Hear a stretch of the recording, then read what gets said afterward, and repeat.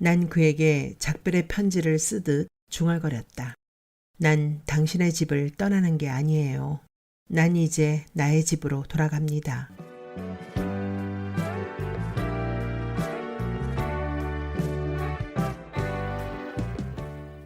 애인의 애인에게 들은 말. 배경옥. 집은 3중으로 잠겨 있었다. 그녀가 내게 준 집 열쇠는 모두 3개였다. 첫 번째 열쇠를 돌려 흰색 페인트 칠이 군데군데 벗겨진 문을 열면 문고리가 망가진 문이 눈앞에 나타났다. 130년이나 됐다는 집의 문고리를 열면 삭은 나무 냄새가 코끝을 누르듯 스쳤다. 3층까지 계단을 오르는 동안 쉬지 않고 삐그덕대는 소리가 들렸다. 집으로 바로 들어가는 문 열쇠에 푸른색 하트 모양 스티커가 붙어 있어요. 마지막으로 통화했을 때 그녀는 내게 열쇠 구별하는 법을 알려주었다. 난 푸른색 스티커가 붙어 있는 열쇠를 보았다. 열쇠를 쥔 엄지손가락으로 수없이 문대졌을 하트였다. 열쇠를 넣고 오른쪽으로 돌렸다. 문이 열렸다. 12월 24일에 돌아옵니다. 열쇠는 오전 12시 이전에 1층 주인집에 맡겨주세요. 침대와 베개 시트는 돌아가기 전 집 근처 제니 클리너에 맡겨 세탁해 주세요. 냉장고 안에 있는 음식은 전부 드셔도 됩니다. 낡은 집이라 전기 배선이 좋지 않습니다. 밥솥과 전자레인지, 토스터나 헤어드라이어를 동시에 돌릴 경우 퓨즈가 나갈 수 있습니다. 문을 열고 집에 들어섰을 때 냉장고에 붙어 있는 포스트잇에는 주의사항이라고 적힌 글이 붙어 있었다.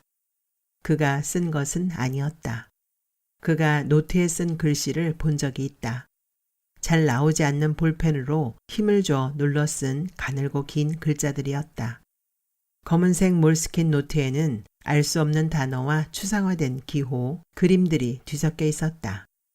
누군가 자신의 노트를 훔쳐볼지 모른다는 생각에 사로잡힌 사람이 쓴 글처럼 보이기도 했다. 하지만 그녀가 쓴 글은 달랐다.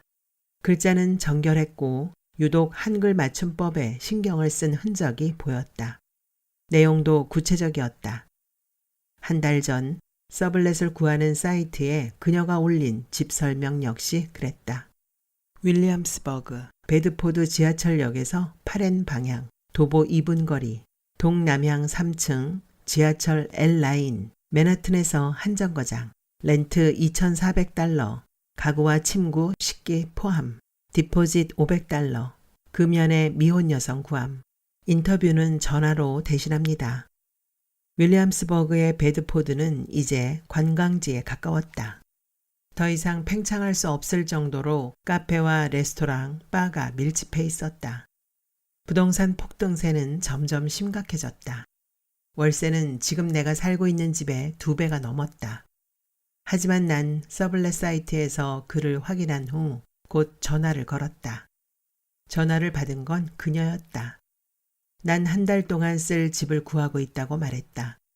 그 한 달 동안 새로 이사할 집을 구해야 한다는 분명한 목적도 잊지 않았다.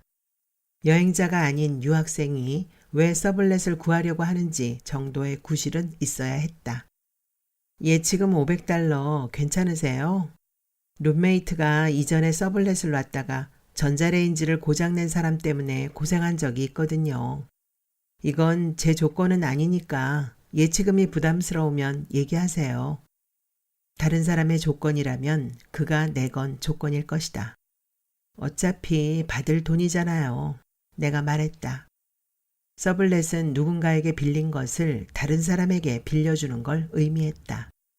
빌린 것을 다시 빌려주는 이런 미국식 제도는 유독 긴 여름방학 동안에 고향에 가거나 여행을 떠나는 유학생들이 많기 때문에 생긴 것이었다. 당연히 돌려드리죠. 그녀의 목소리는 가늘고 낮았다. 말 끝에 긴 한숨이 이어지다 또 끊어졌다. 한숨을 내쉬는 건 고치지 못한 악습 같았다. 가끔 그녀의 얼굴을 상상했었다. 그와 그녀가 부엌에 서 있는 모습을. 그녀가 와인을 졸여 스테이크용 소스를 만들고 그가 뒤에서 그녀를 끌어안아 그의 오른쪽 심장과 그녀의 오른쪽 심장이 한쪽 방향으로 나란히 포개지는 모습을. 그들이 서로의 목덜미에 키스하고 사랑을 나누는 모습 말이다. 그와 함께 공부했던 여자. 2년 3개월째 그와 동거 중인 여자. 그가 다른 여자를 사랑한다는 사실을 전혀 모르고 있는 여자. 내가 그녀에 대해 알고 있던 건 그 정도였다. 그냥 $200만 받을게요. 아무래도 너무 많은 것 같아요. 난 알겠다고 말한 후 전화를 끊었다. 집은 가로가 좁고 세로가 긴 레일 로드 형태였다. 집세로 악명 높은 뉴욕이나 홍콩에선 흔한 형태였다. 하지만 각 방마다 밖으로 나가는 문이 달려있는 건 꽤 특이했다. 주인이 오래된 자신의 집을 월세 전용으로 바꾸며 여러 개의 방으로 개조하는 과정에서 기이하게 구조가 일그러진 것 같았다. 공간은 크게 두 곳으로 분리돼 있었다.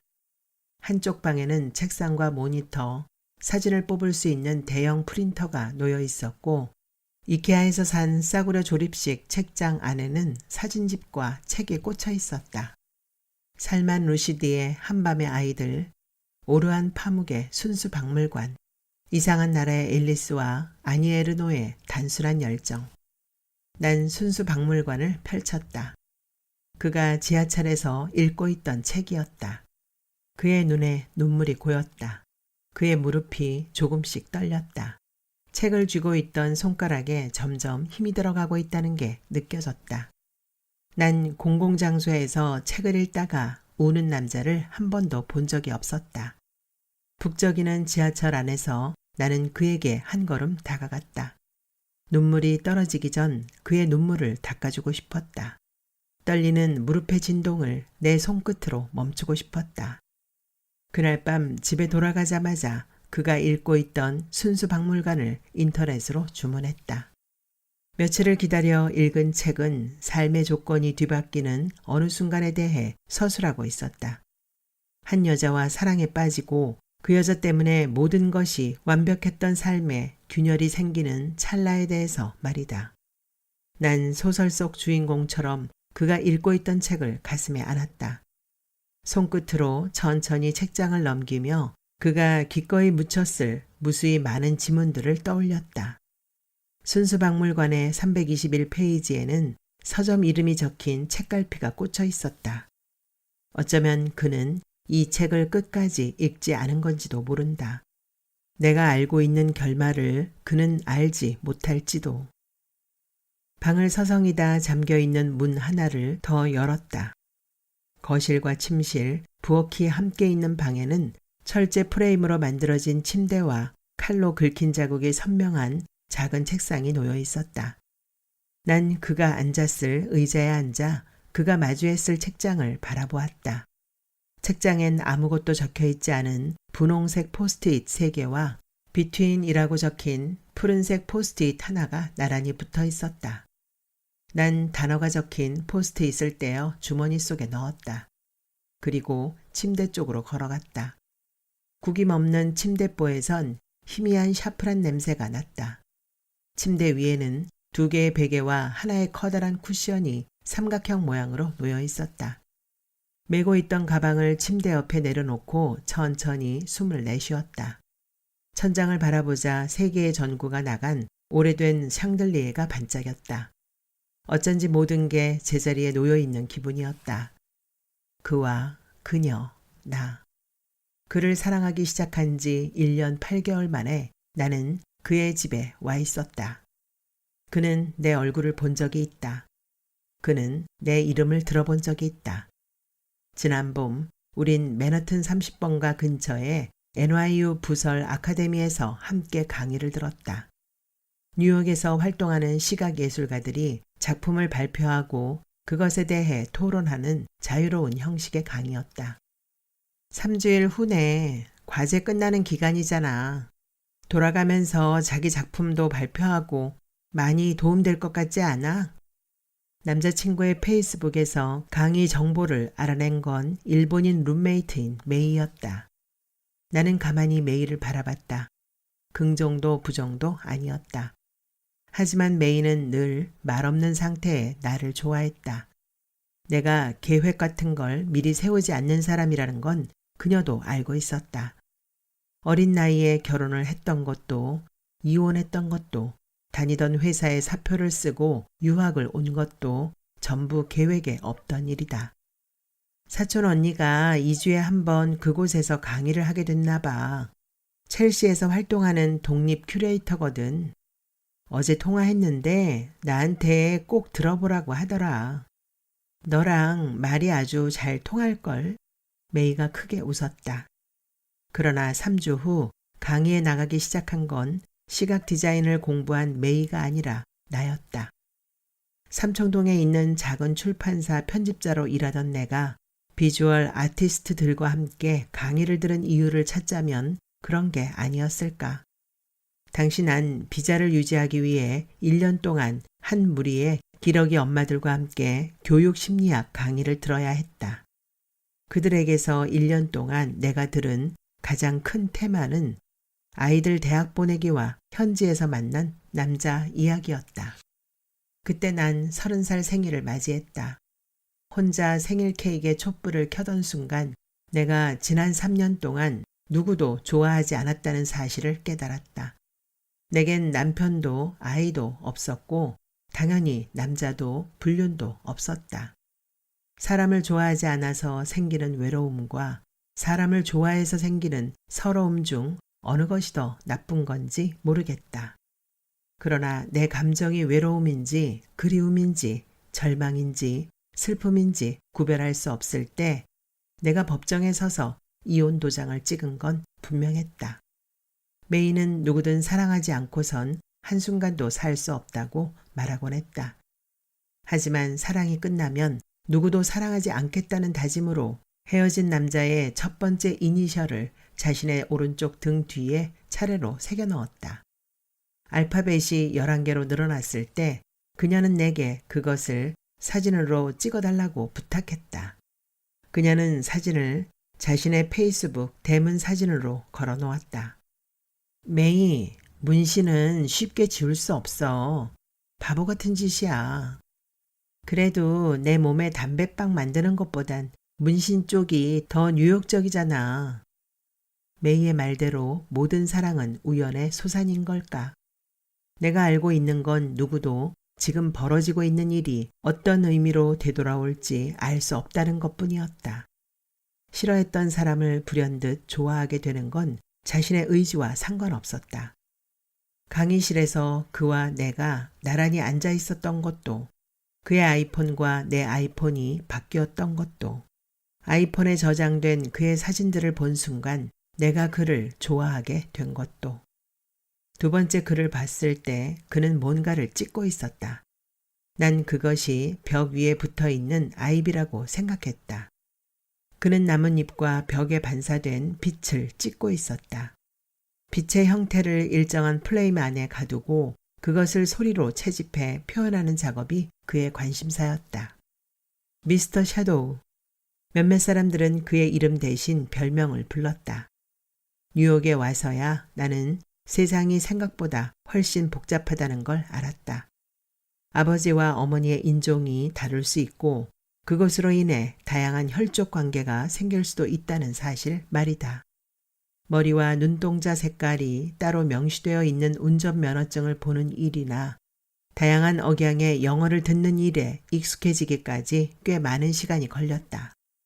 그것은 식어버린 에스프레소에 커다란 각설탕 하나를 넣어 스푼으로 온전히 휘저어 녹이는 일처럼 느껴졌고 때때로 뉴욕 지하철이 서울 메트로만큼 쾌적해지길 바라는 일만큼 불가능하게 느껴지기도 했다. 그래서 메이가 사촌언니 얘기를 했을 때 난 그녀가 당연히 일본인일 거라고 생각했다. 김수영. 그녀는 첫 강의에서 자신의 한국 이름을 칠판에 썼다.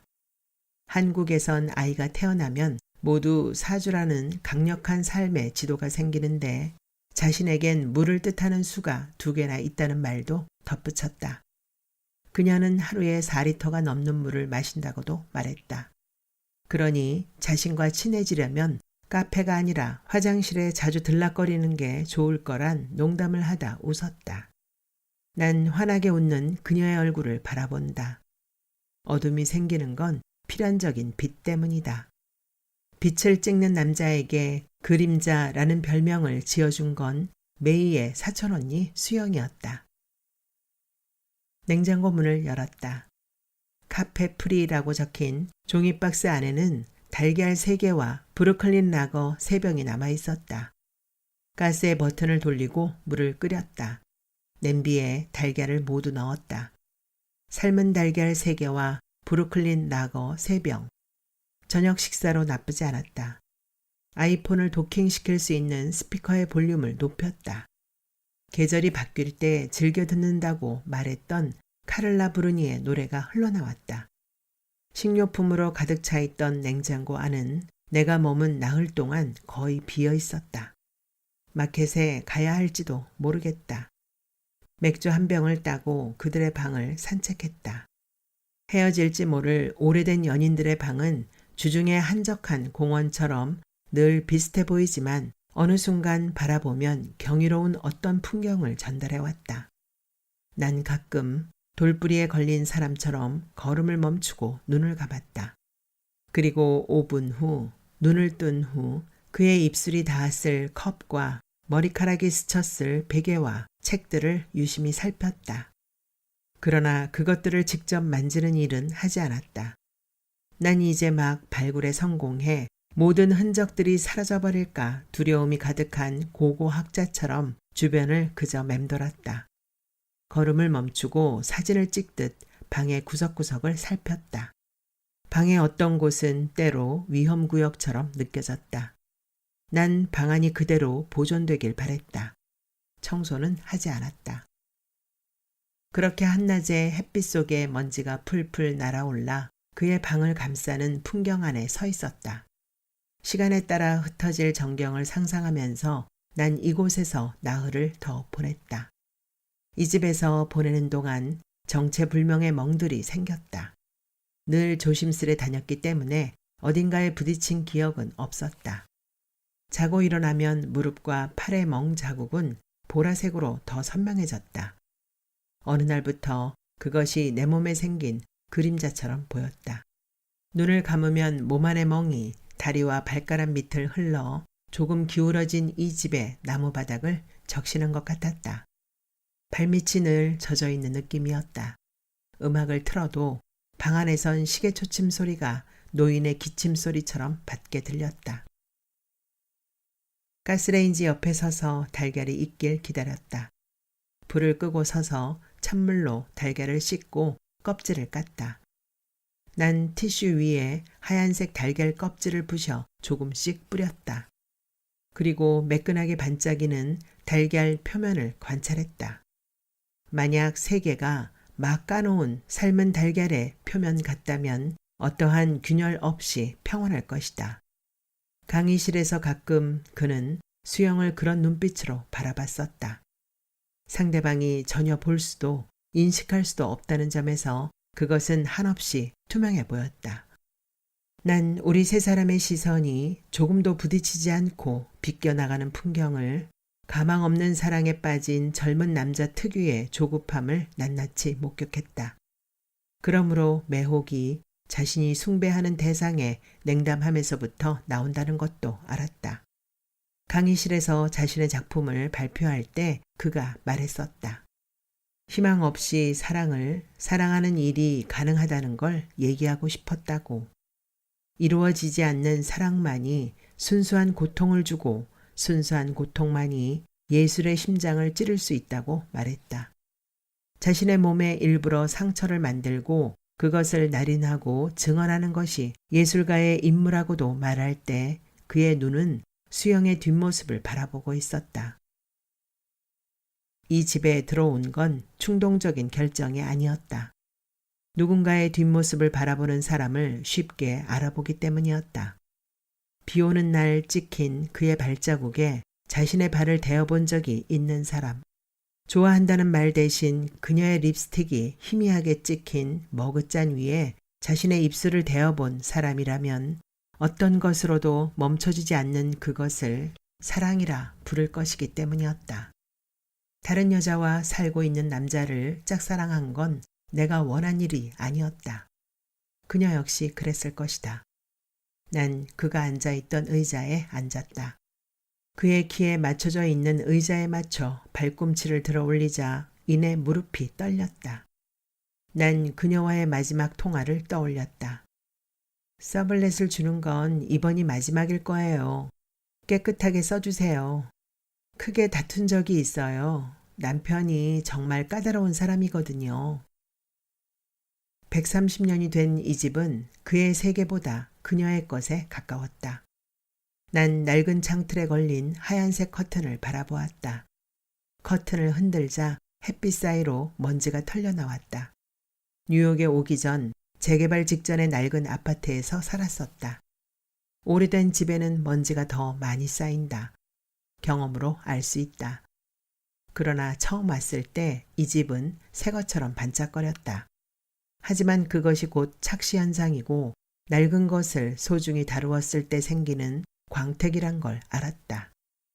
깨끗하게 세탁된 베개와 커피잔이 가득 들어있는 찬장, 유리창들을 바라봤다. 가지런히 정리되어 있는 식기와 12곡물선식이라고 적힌 봉투, 유기농 밀가루, 현미와 검은콩이 들어있는 병의 숫자들을 헤아렸다. 누군가 물건의 위치를 조금만 옮겨도 집안의 모서리가 기울 것 같았다.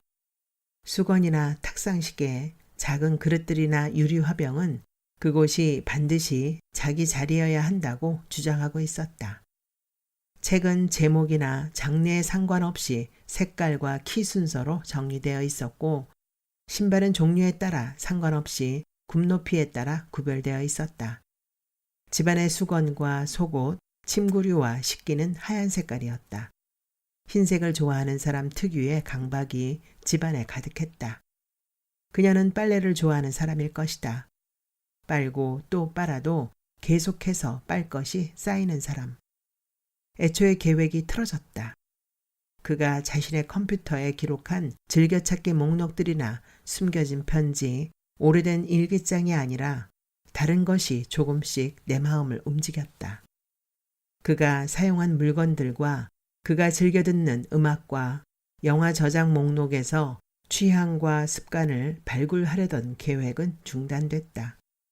무엇보다 외도 중인 남자 특유의 조심성이 그의 주변을 감싸고 있었다. 그는 자신의 편지를 한 장도 남기지 않았고 일기조차 쓰지 않았다. 그러므로 내가 발견한 건 그의 편지가 아니었다. 짜담한 스웨터 바구니 안에서 내가 발견한 편지는 남자의 것이 아니라 여자의 것이었다. 그것은 절박한 사람이 자신의 상태를 헤아릴 틈 없이 마구 써내려간 글이었다. 애처로울 만큼 노골적이었고 그래서 읽는 사람의 마음까지 너덜대게 했다. 편지는 세 부분으로 찢어져 쪽지 모양으로 접혀 있었다. 그것은 물로 시작되는 편지였다. 네가 내 얼굴을 바라보며 울었을 때 난 네 눈물이 되어 증발해 버렸어. 너 때문에 난 자꾸만 흘러가고 사라져 버려. 그러니까 네가 나를 좋아했으면 좋겠어. 네가 나를 다시 사랑했으면, 네가 내 곁을 떠나지 않았으면, 우리가 헤어지지 않았으면 좋겠어. 절대 헤어지고 싶지 않아. 네가 날 떠나면 난 곧 말라버리고 말 거야. 아니, 죽고 말 거야. 난 널 사랑해. 제발 영원히 널 사랑할 거야. 그래서 끔찍해. 널 사랑해. 편지의 모서리는 처음부터 끝까지 나를 사랑해줘 라는 문장들로 채워져 있었다. 그것은 패턴처럼 편지의 가장자리를 장식하고 있었다. 썼다가 지우고 지웠다가 찢어버리는 편지의 형식이 말하는 건 한결같았다. 그것은 나는 너를 사랑하는데 너는 왜 나를 사랑하지 않는가? 라는 눈물겨운 고백인 동시에 분노에 찬 질문이었다. 어느 순간 잘못 누른 리플레이 버튼처럼 그것은 계속해서 반복되고 있었고 반복되는 것들의 서글픈 숙명을 가지고 있었다. 반복될수록 멀어지고 반복될수록 희미해지고 반복될수록 그 힘으로 점점 더 빨리 사라져 버리는. 난 편지를 내려놓았다. 그리고 그녀가 짜담한 스웨터를 잡아 올렸다. 스웨터의 가슴 부분은 안뜨기를 하면서 너무 잡아당겨 바늘 하나 들어갈 틈 없이 결이 빳빳해져 있었다. 난 안뜨기와 겉뜨기를 교차하며 뜬 스웨터의 조직을 바라보았다. 스웨터는 조직의 결이 엉망이었다. 썸머타임이 끝난 11월엔 생각보다 어둠이 빨리 밀려왔다. 언제 어두워졌는지 모른 채 밤이 지나가는 날이 많았다. 어둠 속에서 난 한쪽엔 스웨터를, 한쪽엔 그녀가 쓴 편지를 든 채 서 있었다. 뉴욕에 오기 전 남편과 마지막 통화를 하고 이렇게 서 있던 적이 있었다. 발등에 커다란 못이 박힌 것처럼 움직일 수 없었다. 언제 어둠이 왔는지도 기억이 없다. 신혼 시절 돌아오지 않는 남편을 기다리며 스웨터를 뜬 적이 있다. 불안정하고 불균형한 시간들이 따뜻한 가을 스웨터로 조용될 수 있다면 그 사람의 끝도 나쁘진 않을 것이란 생각 하나로. 5년을 연애한 끝에 한 결혼 생활도 채 1년을 넘기지 못했다. 사랑하지 않는 게 아닌데도 무기력하게 모든 관계가 끝장날 수도 있다는 걸 받아들이기 힘들었다. 어둠이 언제 스며들었는지 알 수 없었단 핑계로 썸머타임이 적절하지 않단 건 나도 안다. 그의 집에 온 지 2주일이 지나고 있었다. 시간은 이제 흐르지 않았다. 그것은 먼지처럼 쌓여가고 있었다. 먼지를 털듯 시간을 털면 몸 안이 텅 빈 것 같았다. 난 더 이상 시계를 보지 않았다. 12월 14일. 집 밖으로 나가기 위해 그의 운동화로 갈아 신었다. 커다란 운동화에 발을 넣으니 운동화를 신는다기보다 발이 운동화에 잠긴 기분이었다. 낮 기온이 16도를 넘어서는 봄 같은 날씨였다. 걸음을 멈추고 그의 운동화를 바라보았다. X자가 아닌 일자 모양으로 신발끈이 가지런히 묶여 있었다. 걷는 밤이라는 그의 사진이 떠올랐다. 두 개의 그림자가 땅바닥에 포개져 커다란 발 모양처럼 보이는 사진이었다. 오랜만에 외출이었다. 동네 카페엔 루이 암스트롱이 부르는 캐럴이 흘러나왔다. 빵집엔 크리스마스 케이크를 예약 판매한다는 광고가 붙어 있었다. 집에서 가장 가까운 윌리엄스버그 푸드에 들렸다. 그곳에서 브루클린 라거 3박스와 달걀 1박스, 아몬드 1통을 샀다. 그것으로 충분했다. 주머니가 없는 옷을 입고 나오느라 남은 동전은 계산원에게 팁으로 주었다. 적어도 내가 아는 윌리엄스버그에는 남자 운동화가 분명한 커다란 신발을 신고 어기적대며 걷는 여자를 관심 있게 지켜보는 사람은 없다. 지하철 L라인에서 쏟아져 나오는 사람들도, 신호를 무시한 채 횡단보도를 건너는 사람들도. 갈 길이 급해 저절로 걸음이 빨라지는 동네였다. 하지만 비좁은 나무 계단 위를 아슬아슬하게 걷는 동안 그곳의 세입자 한 명이 나를 바라보며 도와줄까? 라고 말하는 소리를 들었다. 난 괜찮아, 고마워 라고 소리질렀다. 타인의 질문에 분명히 대답한 건 오랜만의 일이었다. 살면서 누군가의 도움을 받는 건 근사한 일이다. 지하철에서 무거운 짐을 들어주던 사람을 만나거나 절대로 찾을 수 없을 것 같은 책을 찾아주는 사람을 만나거나 낯선 도시에서 길을 잃었을 때 함께 걸어주는 사람을 만나는 일 말이다. 그는 길을 잃은 내게 길을 알려주었다. 맨하튼 이곳저곳이 보수 공사 중이었다. 39번가부터 꽤 긴 거리를 우리는 공사 중 소음 속에서 말없이 걸었다. 그와 나 사이엔 처음부터 침묵이 어색하지 않았다. 우린 30번가의 좁고 어두운 계단을 함께 걸어 올라갔다. 그때 난 그의 왼쪽에 있었다. 숨소리가 더 잘 들리는 쪽이었다.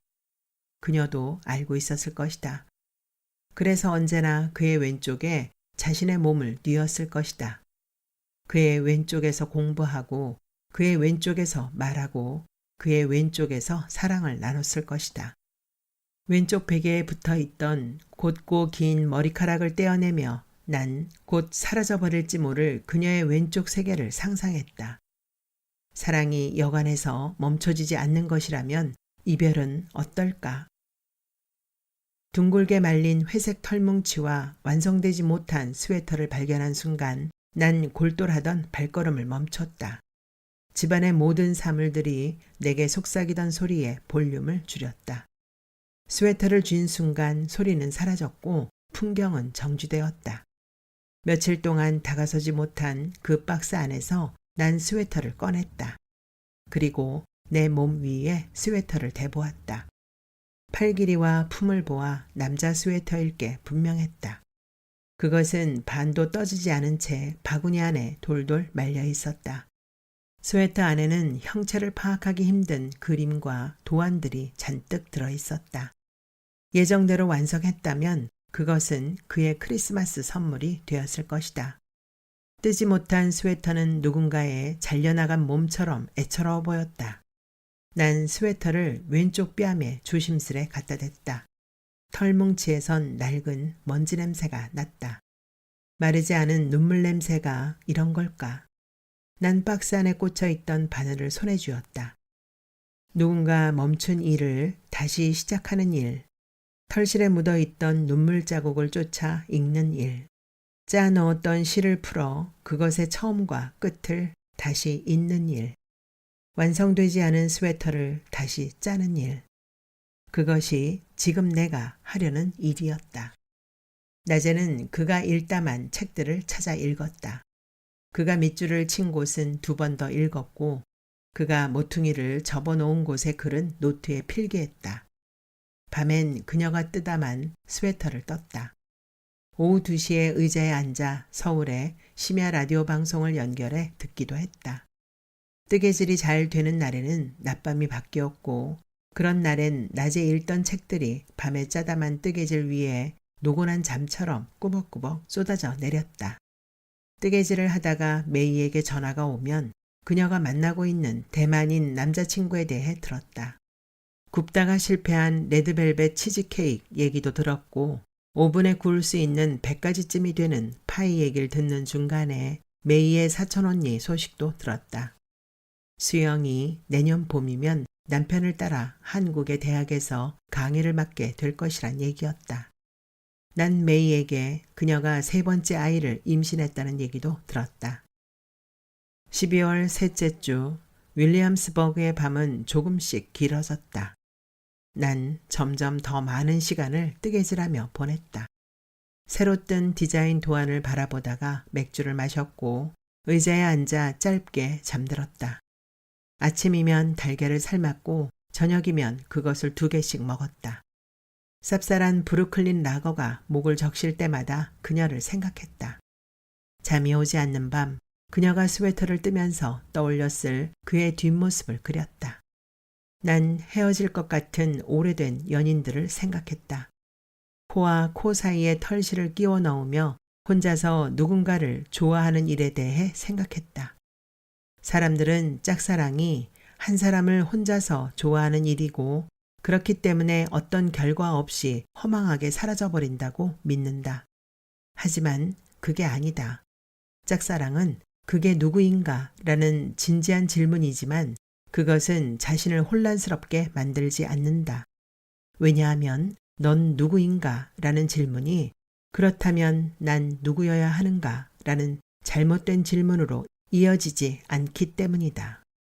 누군가의 마음을 얻기 위해 소요되는 혼란이 이 저교로운 사랑 앞에선 어느덧 무의미해진다. 휴대폰 배터리는 메이와 짧은 통화를 할 수 있을 만큼만 충전되어 있었다. 휴대폰을 켜면 그제야 부재중 전화를 확인할 수 있었다. 서울에서 온 3통의 부재 전화 중 2통은 전 남편의 번호였다. 그의 번호를 아직 기억하고 있다는 게 놀라웠다. 011로 시작하는 자신의 번호를 아직까지 바꾸지 못한 그에게 어떤 사정이 있었던 건지 잘 모르겠다. 스웨터를 짜다가 창밖을 내려다보며 시간을 헤아렸다. 난 그 누구의 사랑도 이어지지 않는 저녁 속에 앉아 있었다. 그런 것들이 더 이상 서글프지 않았다. 누구도 기억하지 않기 때문에 누구도 상처받지 않는 것이란 점에서 짝사랑은 선한 인간들이 선택하는 자학이며 자책이니까. 스웨터를 다 뜨려면 두꺼운 털실처럼 밤이 더 길어져야 했다. 나도 모르게 그들을 위해 몇 년 동안 밤잠을 아껴둔 것처럼 졸립지 않았다. 배가 고프지도 않았다. 일주일 후면 돌아오는 거야. 네가 그리워. 난 이제 그립다는 말이 자신의 이야기를 들어줄 귀가 필요하다는 말로 이해한다. 메이에게 크리스마스 저녁을 그녀와 그녀의 대만 남자친구와 함께 먹겠다고 약속했다.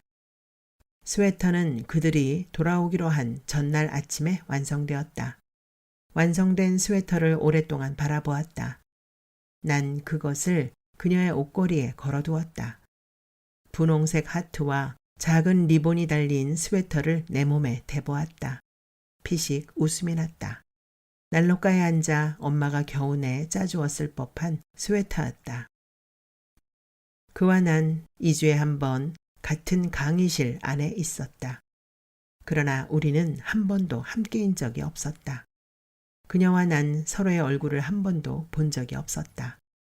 하지만 스웨터를 짜는 동안 시실과 날실처럼 시간의 조직들이 그들과 나를 단단히 엮어 매듭짓고 있었다. 스스로 커다란 스웨터가 되어 누군가의 어깨를 감싸 안는 기분이었다. 난 옷걸이에서 스웨터를 꺼내 침대 위에 가지런히 내려놓았다. 내가 이 집에서 해야 할 일이 있었다면 그건 그녀가 놓고 간 이 스웨터를 원래 주인에게 온전히 되돌려 주는 것이었다. 한때 그의 몸이었을 실을 풀어 그녀의 몸에 다시 입혀주는 일이었다. 난 왼쪽 가슴에 예쁜 하트가 그려진 여자 스웨터를 바라보았다. 스웨터를 입는 대신 스웨터 사진을 찍었다. 그날 슈퍼에 들러 냉장고에 브루클린 라거를 채워 넣어두었다. 내가 빌린 맥주의 숫자를 세어보니 모두 11병이었다.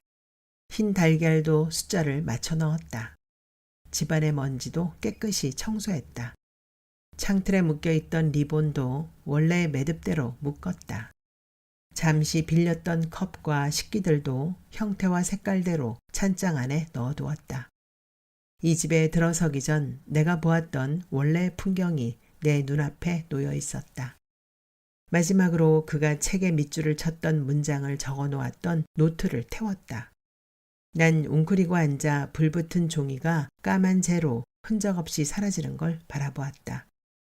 하지만 그가 순수 박물관 앞장에 적어놓은 쉼보르카의 끝과 시작의 첫 구절과 마지막 구절만은 쉽게 잊혀지지 않았다. 그 시의 마지막 구절은 모든 전쟁이 끝날 때마다 누군가는 청소를 해야 하리 였다. 난 마지막으로 책상 옆에 있던 그들의 휴지통을 깨끗이 비웠다. 난 지하철에서 그가 순수박물관을 읽으며 흘렸던 눈물을 떠올렸다. 그는 어떤 장면에서 그렇게 눈물이 났던 걸까?